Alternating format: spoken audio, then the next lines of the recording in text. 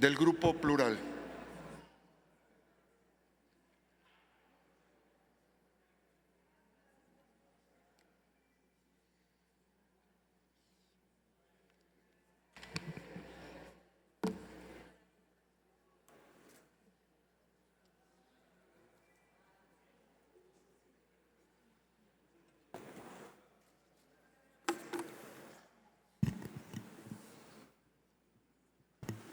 Gracias, presidente y distinguida asamblea. Me atengo a lo establecido en el reglamento para la intervención del posicionamiento del Grupo Plural, senador presidente. Esta discusión es un encuentro con nuestra historia y tiene al menos 3 dimensiones. La primera es un encuentro con la historia y las luchas de nuestro país. Aquellas que han apostado a un proceso civilizatorio. Aquellas que los y las liberales del siglo XIX establecieron para la supremacía del poder civil. Aquellos que en el siglo XX apostaron a los límites del poder militar, incluso teniéndolo para cederlo. Aquellos que en el siglo XXI apostaron por el proceso de transición democrática. Eso se llama proceso civilizatorio, que tiene su centro en poner límites al ejercicio del poder. También es un encuentro con la historia de nuestra generación en las luchas y libertades, y por eso vengo a hablar ahora y traer a esta discusión a las víctimas de los abusos del poder, a las víctimas que sufrieron los abusos de la guerra sucia, del 68, del 71, de la masacre del Charco, de Acteal y de Aguas Blancas, también de Ayotzinapa. ¿Con qué cara le vamos a hablar a la generación del 68 que hace 2 días fueron 54 años?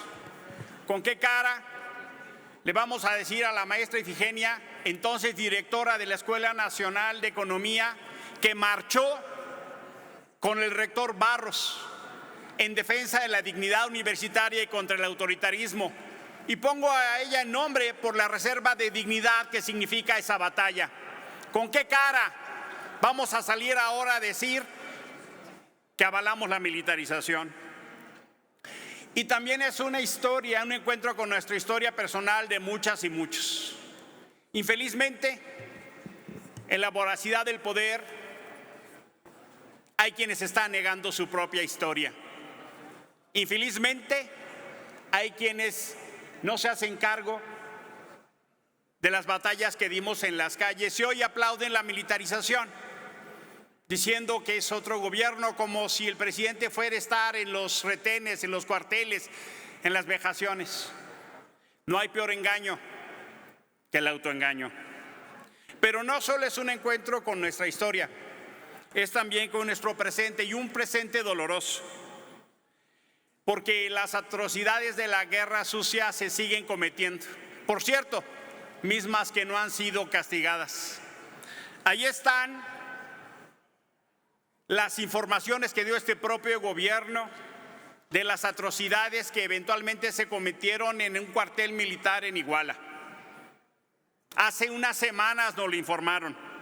Ahí están las complicidades de un presidente que decidió bajar las investigaciones criminales en contra de efectivos militares. Allí está la intención de un presidente para que no se investigue a quienes desde las Fuerzas Armadas cometieron vejaciones y abusos. Pero también está el escandalosísimo proceso, este sí de riesgo para la seguridad nacional, donde el ejército mexicano ha sido hackeado. 6 teras nos informan las guacamayas. Eso sí debería estar preocupando al ejército. Eso sí es un tema de su obligación y responsabilidad. Eso sí es un tema que tendrían que estar dando cuenta. Nos informan las organizaciones de la sociedad civil que el ejército está espiando a periodistas y defensores de derechos humanos en este gobierno. Nos dijeron que eran diferentes, infelizmente en algunas cosas parecen peores. Hoy sí vivimos un proceso de militarización, no solo en materia de seguridad pública, sino en muchos otros aspectos de la vida. Y este proceso, esta votación, son de las que vamos a tener que dar cara cuando regresemos a nuestras comunidades, cuando regresemos a Guerrero, cuando regresemos a Michoacán y con la gente que luchamos codo a codo nos digan: ¿y cómo legitimaste eso? Yo me hago cargo, compañeros, que los ponen contra la pared y les dicen, sobre todo a los de la mayoría: esta es una votación donde estás con el presidente contra el presidente. Y eso es un chantaje que la dignidad tiene que superar. Nuestra historia no la podemos traicionar, porque a final de cuentas vamos a regresar ahí de donde vinimos. Y también es una discusión que pone de relieve la normalidad democrática que queremos construir. No es falta de respeto pedirle a las Fuerzas Armadas que cumplan la ley. No es una falta de respeto, ni de consideración, ni atención pedir que rindan cuentas y que se sometan al poder civil. Creer que usar uniforme y portar medallas es monopolio de amor a la patria es un gravísimo error. Un Estado democrático de derecho es aquel al que le exige a las Fuerzas Armadas información, transparencia, rendición de cuentas y evaluación. Pero más allá de eso, el problema es que estamos ante un modelo fracasado, un modelo que parte de dos supuestos equivocados. No es cierto que con más militares en las calles haya más seguridad. Eso no es cierto. Llevamos 16 años con ese modelo. Se ha generado justo una presencia de más militares. Se duplica la presencia de las Fuerzas Armadas, se triplica la presencia de las Fuerzas Armadas y se duplican los homicidios. No es cierto, ¿eh? Esto lo sacó Animal Político a través del Economista. La segunda cosa que es falsa, la segunda hipótesis de este modelo, es que los militares son incorruptibles. Yo quiero decirles, compañeros, que la opacidad y la discrecionalidad con la que se desempeña esta administración va a generar un extraordinario cáncer de corrupción en las Fuerzas Armadas. Abusar de la secrecía de la seguridad nacional para licitaciones, para compras, los va a llevar a una derrota estrepitosa en materia de transparencia, en materia de honestidad. Y por eso también quiero traer a cuenta que esta discusión parte de un engaño. La reforma de 2019 hizo toda una ruta con un régimen transitorio que, si se hubiera cumplido, no estaríamos aquí. Hay que decirlo en sus términos. Sistemáticamente se engañó y se cometió un fraude a la Constitución y a la confianza. El bloque de contención elaboró una propuesta que tenía justo el sentido de decir cómo sí queremos. Y queremos un plan con un retiro gradual de las Fuerzas Armadas, pero también un plan de profesionalización de las policías para que no nos vuelvan a decir otra vez que las Fuerzas Armadas son la única opción. Que no nos vengan a decir otra vez que no tenemos condición para enfrentar a la delincuencia.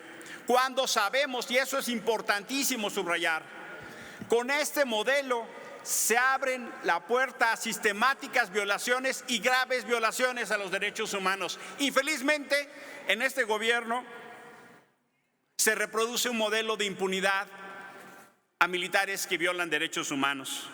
Y por eso es tan importante que se entienda que la propuesta que presentamos tenía no solo controles institucionales, tenía investigación científica, evaluación, toma de decisiones con base en evidencia, controles ciudadanos, controles institucionales, ruta presupuestal, retiro de las Fuerzas Armadas y gradualmente fortalecimiento de las policías. Se le presentó al gobierno una ruta del cómo sí, y lo que nos han entregado es una versión absolutamente descafeinada, light y chiquita de un modelo que atendía a lo sustantivo. Pero en realidad el problema que tenemos acá es la verdadera agenda. La verdadera agenda tiene que ver con un uso político de la seguridad. Yo tengo que decirle a los compañeros, en particular del PRI y del PRD, será suicida en el futuro, más allá de esta decisión, acompañar esto. Será absolutamente difícil defender esta alianza. Le están dando la razón a Andrés Manuel en la intención de debilitar, dividir y fraccionar a la oposición. Eso era lo que quería. La discusión va más allá de acá. Ahí viene la reforma electoral, que es una extraordinaria regresión y hay que detenerla. Ahí viene la discusión del 23 y del 24. En la Cámara de Diputados, infelizmente, se cedió a un chantaje. No puede ser la Cámara de Senadores la que acabe de dinamitar un bloque de contención que enfrente al autoritarismo. Entiendo que hay cambios, entiendo que hay modificaciones, afortunadamente. Concluya, senador. Sí, senador presidente. Entiendo que se han movido de lugar, entiendo que ha habido trabajo, nosotros también, pero en realidad, es una versión extraordinariamente limitada y pobre de lo que queremos como modelo de seguridad democrática. Por eso, quiero avisar que el Grupo Plural votará en contra. Muchísimas gracias por su atención. En uso de la palabra, el senador.